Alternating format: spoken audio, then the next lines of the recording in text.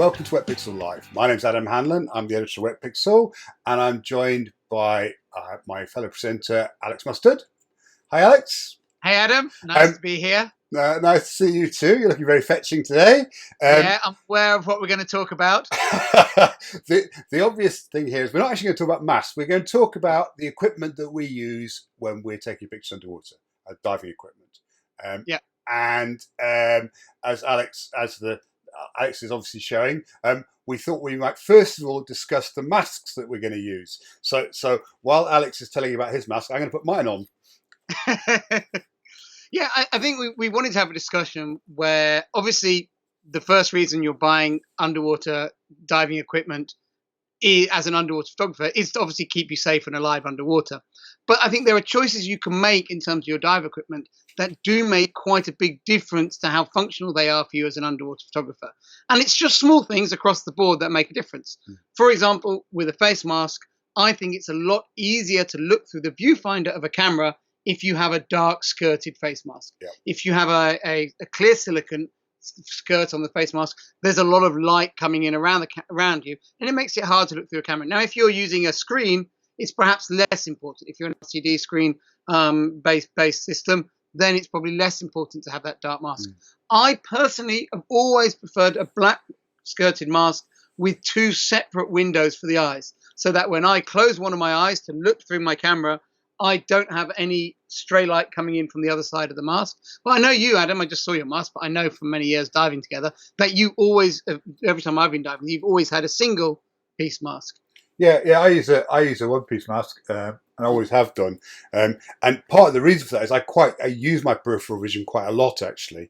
And I quite often will shoot with my eye, not necessarily on the viewfinder, and then I find that actually being able to look around, and it helps. When I close my eye to look through the viewfinder, I actually find there's no real downside on the single lens. One of the things I would say about the single lens mask is you need to be a little bit careful, though, in that some types of mask do some quite nasty things optically and actually create quite a lot of distortion in the single mask. So not all single lens masks are equal. So if you're going to go out and look for that type of mask, make sure that you actually try it on, have a really, really good look through a viewfinder before you choose. You've got to be a little bit careful about which ones work, which ones don't. Yeah. So certainly I think masks. The other thing about masks, and this is absolutely critical, when we're underwater taking pictures, we need to be able to completely focus on taking pictures. And if you've got a leaking mask, there's nothing worse. It doesn't matter how good a diver you are, how experienced you are, how well you can clear your mask. A constantly leaking mask is such a cause of aggravation, that you'll find that you can't focus on getting pictures on it. And really, so make sure that when you don't take a new mask on a trip, don't take a new mask, take a mask that you know works and is going to seal properly and do the job. It's really, really important. Even if possibly, you've got a new mask, but you've got an old one that works, take the old one that works. It's very, very important. Fogging as well. It can also be really frustrating as a photographer on a dive. In fact, this one's just foggy now on my face.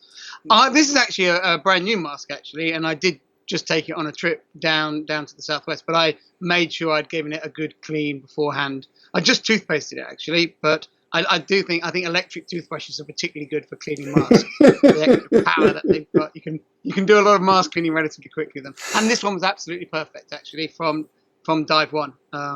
I changed my mask relatively recently. Okay, I think we should move down our faces. We'll work our way down the body. Yep. Regulators.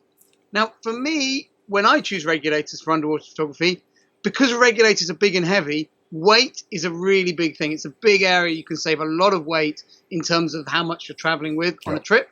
Yep. But also, this is absolutely critical life support stuff. Yep. So I tend to stick with brands that I really trust, and I use Apex and Aqualung regulators, both made in the same factory. Yep. But I really like the lightweight ones. I have an Apex Flight one that I use a lot, and I have an Aqualung Micron. Both are super light, but really reliable, really nice breathing. You often, as an underwater photographer, end up upside down, twisted in all sorts of situations. You want a really good supply. How about you, Adam? What are you breathing? So I have more than one.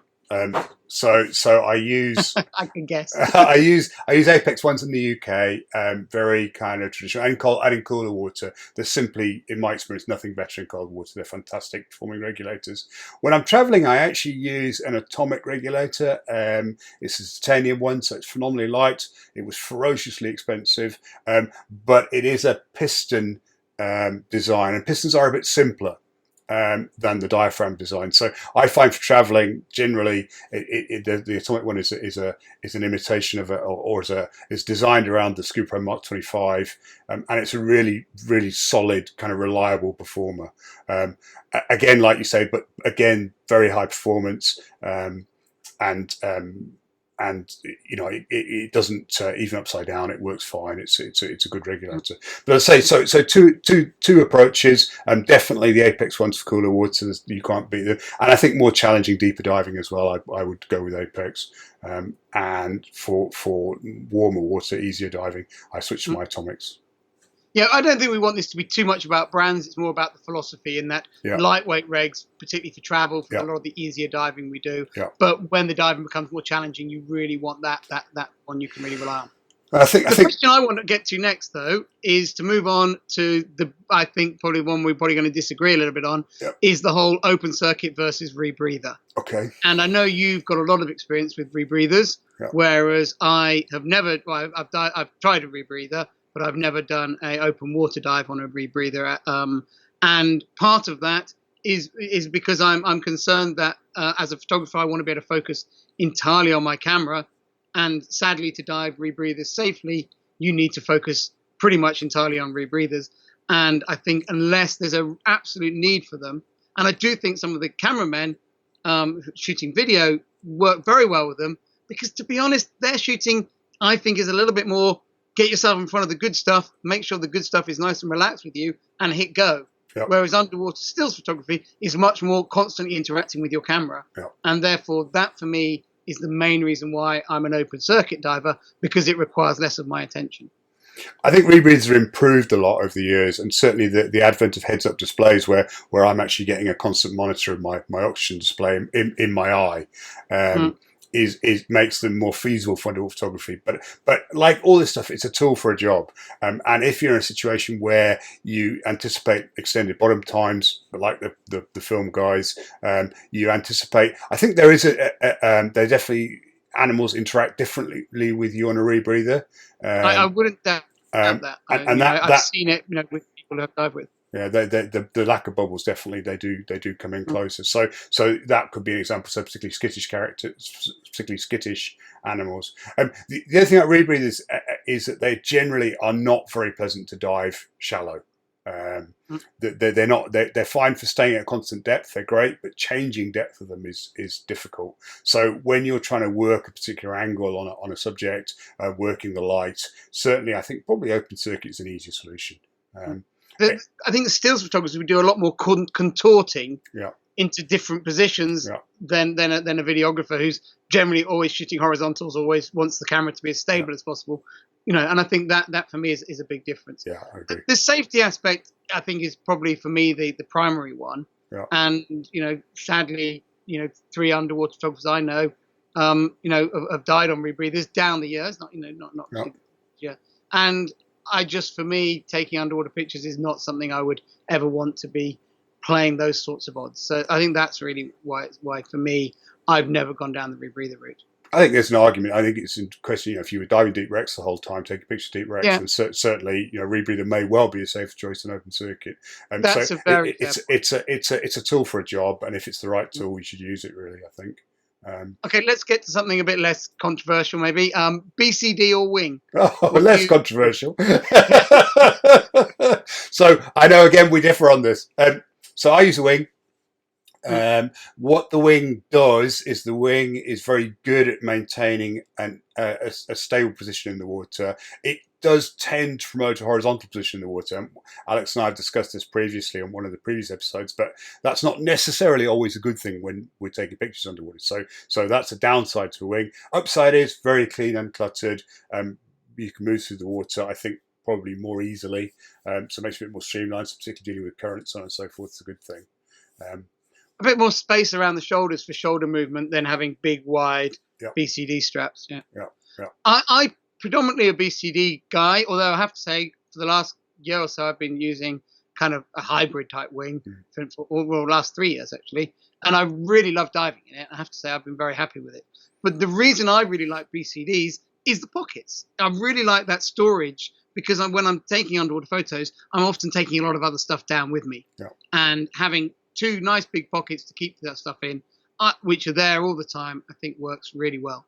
Also, sometimes as a traveling photographer, I might use rental gear, and I'm again very happy to just use a cheap BCD from a dive center, which can save a lot of weight and space from luggage. Whereas if you're very used to diving on a specific type of wing, you're unlikely to find that as a piece of rental equipment in the diving. Certainly, quite true. Yeah, good. Well, that then goes on to weights. I thought we'd get to next. Yeah. And I think that this is an area, that I think underwater photographers can really improve their photography in, and that is diving on the correct weights. And I would say, and I get to dive with a lot of underwater photographers during the year, I would say that probably 70-80% of the underwater photographers I dive with dive too heavy. Because it's easier to dive a bit heavy, or people think it is. I would actually say that probably we could, with my other hat on, I think probably 70-80% of divers dive too heavy. But I think it becomes really, really important for underwater photographers to dive correctly weighted, because maintaining neutral buoyancy and being able to get yourself in and out of positions it's so much easier if you are correctly weighted. So it really is something underwater photographers should devote the time and effort to finding out what that sweet spot is with weighting and making sure that they go with that. It makes a huge difference to how what you can do with a camera underwater. And I think particularly when people have sort of logged up, hundreds of dives, if they've done all those dives diving overweighted, it can feel quite unusual that when you are correctly weighted, you have that feeling, actually, I'm too floaty. And I think once you've done a couple of dives like that, you get used to that feeling of actually being correctly weighted, and you realize how much more it helps you actually in maneuvering and everything like that. So for me, that's a really big thing. So Alex and I got carried away on this episode, and we found out that we generated a program that's far too long, so we decided to split it into 2. So once you finish this episode, please go click straight back to YouTube, and you'll be able to straight back to the YouTube channel, and you'll be able to get the next episode. I'd like to thank Gulen Dive Resort for their sponsorship of this episode, and please feel free to add any comments or suggestions, and to subscribe to the channel in order to get notification of any episodes we upload in the future. Thank you very much. I look forward to seeing you soon.